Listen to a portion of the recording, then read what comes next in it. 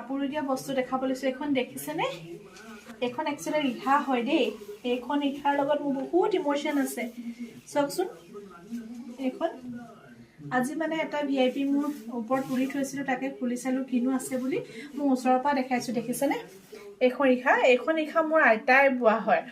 Actually মই কথাটো কওঁতে অকণমান ইম'চনেল হৈ গৈছোঁ। মই আইতাক মই ডাঙৰ মা বুলি মাতিছিলোঁ, যাৰ লগত মই মানে ডাঙৰ হৈছোঁ দেই। কাৰণ মোৰ ভণ্টি মোতকৈ 2.5 বছৰ সৰু, চ' সেইকাৰণে মায়ে বেছি ইমান মানে ভণ্টি সৰু থকাৰ কাৰণে টাইম দিব নোৱাৰে। সেইকাৰণে মই আইতাৰ লগতে ডাঙৰ হোৱা আৰু খুব মৰমৰ মানে মই সেইকাৰণে ডাঙৰ মা বুলি আমি সকলোৱে মাতিছিলোঁ।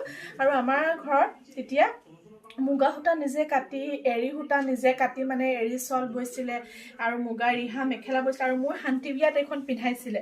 আৰু সেইকাৰণে মোৰ বিয়াত মাহঁতে লগতে দিলে। আজি উলিয়াই চালোঁ, ইমান ধুনীয়া নহয় বোৱনীটো, পুৰা সমান।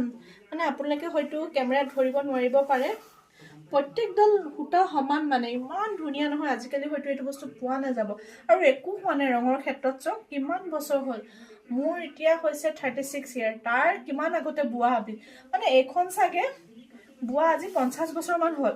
সেই 50 বছৰৰ আগৰ মই জন্ম হোৱা আগতেই বোৱা, বহুত আগতে বোৱা। চাওকচোন ইমান ধুনীয়া হৈ আছে। তো আজিকালি মুগাৰ এইটো পিয়ৰিটি আছে নাই নেজানো। এইটো ঘৰত বনোৱা মানে মুগা সূতাই কাটি পিনে বোৱা। আৰু এনেকৈ এৰী চলো আইতাই বৈছিলে। আইতাই নিজে বৈ প্ৰত্যেক চবৰ নাতি পুতিৰ কাৰণে চবলৈ বৈছিলে, আনকি নাতি জোঁৱাইৰ কাৰণেও আমাৰ সত্যজিতকো দিছিলে। আজি উলিয়ালোঁ যে তাকে ভাবিছোঁ এইখন মই এবাৰ পিন্ধিম। বহুত দিন সোমাই আছিলে, ভাবিলোঁ ভিডিঅ' আকাৰে ৰাখি থওঁ আৰু আপোনালোকৰ লগতো মোৰ এই মনৰ এটা আৱেগিক কথা শ্বেয়াৰ কৰোঁ বুলি ভাবিলোঁ দেই। এয়া আৰু আপোনালোকৰ সকলোৰে চাগে নিজৰ আইতা ককাৰ লগত এনেকুৱা কিছুমান মেমৰি আছে। মোৰ আইতাৰ লগততো গোটেই মোৰ মানে ল'ৰালি কালটো মোৰ আইতাৰ লগতে, মানে মোৰ ডাঙৰ মাৰ লগতে। আজি এখন দেখি সঁচাকৈ মানে অলপ মনত পৰি গৈছে। সেয়া।